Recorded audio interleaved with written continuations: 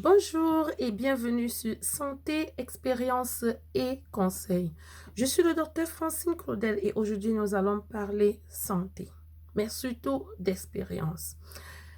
Pourquoi? Parce que j'ai une amie à moi qui m'a demandé d'expliquer à son fils les raisons pour lesquelles elle aimerait que la fiancée à son fils fasse un test génétique. Oui, son fils étant catégorique sur la question, il dit qu'il ne voit pas le pourquoi il devrait soumettre sa fiancée à un tel examen. Mais ma copine me dit que oui, c'est parce qu'elle sait que son fils est porteur d'un gène muté d'une maladie qu'on appelle la drépanocytose. Alors, elle voudrait que, que son fils, avant de se mettre en couple ou avant de fonder une famille avec sa fiancée, puisse savoir la situation génétique de cette dernière. Pourquoi? Parce que si la fiancée à son fils est porteuse de l'allèle muté de ce gène de la drépanocytose, il y a de grandes possibilités que leurs enfants naissent avec la maladie et puissent faire même la maladie de la drépanocytose. Et j'ai tenu alors à expliquer cela en faisant cette vidéo pour non seulement édifier son enfant, l'enfant à mon ami, mais aussi pour permettre à d'autres personnes qui ne connaissent pas bien ce que c'est que la drépanocytose d'avoir une idée sur cette maladie, sur ses symptômes et surtout sur les problèmes que endurent les personnes qui souffrent de drépanocytose. Donc, ce qui veut dire que accepter avoir des enfants qui souffrent de la drépanocytose veut dire accepter de suivre ces enfants ou de vivre les symptômes que ces enfants ont au quotidien. Donc, sans plus tarder, je vais entrer dans le vif du sujet. La drépanocytose, c'est un nom d'un groupe de maladies héréditaires qui affectent les globules rouges. Donc, la forme commune de ces maladies, c'est l'anémie falciforme. Notons que c'est une maladie qui affecte généralement les personnes d'origine africaine et caraïbienne.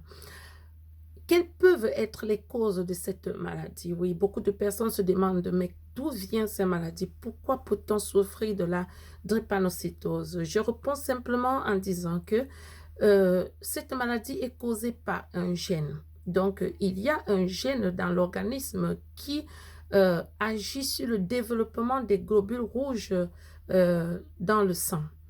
Donc, si vous êtes porteur du gène de la drépanocytose, cela implique forcément une anomalie des globules rouges que vous aurez dans votre organisme. L'anomalie vient surtout de la forme falciforme, donc de la forme de ces globules rouges qui, n'étant pas normales comme les globules rouges qui circulent chez une personne qui n'a pas la maladie, ces globules rouges ayant cette forme généralement bloquent les vaisseaux sanguins, oui, parce qu'ils n'arrivent pas à passer, surtout au niveau des capillaires. Ils peuvent provoquer un blocage de ces vaisseaux sanguins, mais surtout mourir très rapidement. Donc, il y a une perte massive et fréquente de ces globules rouges. Ce qui nous amène à comprendre que les personnes souffrant de la drépanocytose peuvent manifester plusieurs types de symptômes. Nous allons citer les symptômes principaux de cette maladie. Alors, le premier symptôme de la drépanocytose, c'est le fait d'avoir un risque accru d'infection grave. Oui. Les personnes souffrant de drépanocytose sont très vulnérables aux infections. Vulnérables aux infections, cela veut dire quoi? Ça veut dire qu'ils peuvent être facilement infectés et avoir même des infections bénignes régulières comme même un rhume ou même être facilement infectés par des virus qui peuvent causer des infections très graves et même mortelles. Ici, nous pouvons citer comme exemple la méningite. Pour ce symptôme particulièrement, en tant que médecin, nous agissons avec des vaccins et aussi des antibiotiques pour pouvoir facilement gérer ce type de symptômes. Notons qu'il y en a d'autres types de symptômes et le deuxième, c'est la présence de l'anémie qui cause une fatigue atroce et un essoufflement chez ces personnes. Pourquoi l'anémie? L'anémie est définie généralement comme la présence d'un taux d'hémoglobine réduit dans le sang. Alors, nous comprenons que ayant ces globules rouges qui ont une forme inhabituelle et qui meurent facilement, causant le blocus des vaisseaux sanguins, la mort facile et rapide de ces globules rouges, pardon pour moi, signifie également un taux réduit d'hémoglobine dans le sang. Parce que l'hémoglobine, c'est une substance contenue dans les globules rouges et cette hémoglobine et ces substances ont pour rôle de transporter l'oxygène vers les organes du corps. Donc, en cas de réduction d'hémoglobine, nous aurons également une réduction de l'oxygène vers les organes du corps.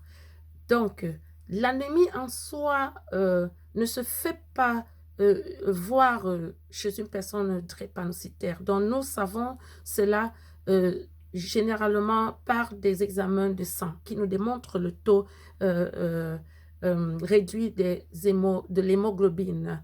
Néanmoins, cette anémie, quand elle devient grave, peut facilement amener la personne à être très fatiguée et même à être essoufflée. L'anémie également peut avoir d'autres symptômes qui s'ajoutent aux symptômes principaux de la drépanocytose. Si cette personne vient à être infectée par certains types de virus. Dans ce cas, je prendrai l'exemple du virus appelé parvovirus, qui est responsable d'un syndrome, la syndrome de la joue giflée. En cas d'anémie chez un drépanocytaire, si vous êtes infecté par ce virus, vous allez développer d'autres symptômes comme avoir des fréquents maux de tête, avoir une accélération du rythme cardiaque, avoir des vertiges et même des évanouissements fréquents. Oui. En présence de l'anémie, le traitement donc que nous administrons généralement, c'est des transfusions sanguines. Oui, les personnes souffrant de drépanocytose en ont besoin régulièrement, non seulement parce qu'ils perdent ces globules rouges, parce qu'ils perdent de l'hémoglobine, mais aussi parce qu'ils se fatiguent très vite. Et nous voulons empêcher que la maladie s'aggrave. Le troisième symptôme de l'anémie, de la drépanocytose, autant pour moi, c'est la présence des crises douloureuses, appelées encore crises drépanocytaires. Comment se manifestent ces crises drépanocytaires? Notons que tout vient toujours de ces globules rouges de forme inhabituelle. Oui, pourquoi? Parce que, étant de forme inhabituelle, ces globules rouges bloquant les vaisseaux sanguins qui transportent l'oxygène dans les organes du corps, il peut avoir facilement une réduction, un blocage de flux sanguin vers un organe ou vers un autre, ce qui provoque des douleurs au niveau de cette partie du corps. Donc, les personnes souffrant de drépanocytose ont des douleurs qui sont très atroces. Ces douleurs varient d'une personne à une autre. Chez certaines personnes, ce sont des douleurs qui peuvent être très intenses et qui durent quelques jours. Chez d'autres personnes, des douleurs moins intenses ou qui durent plusieurs jours. Nous ne pouvons pas déterminer exactement ce qui cause ou provoque ces douleurs.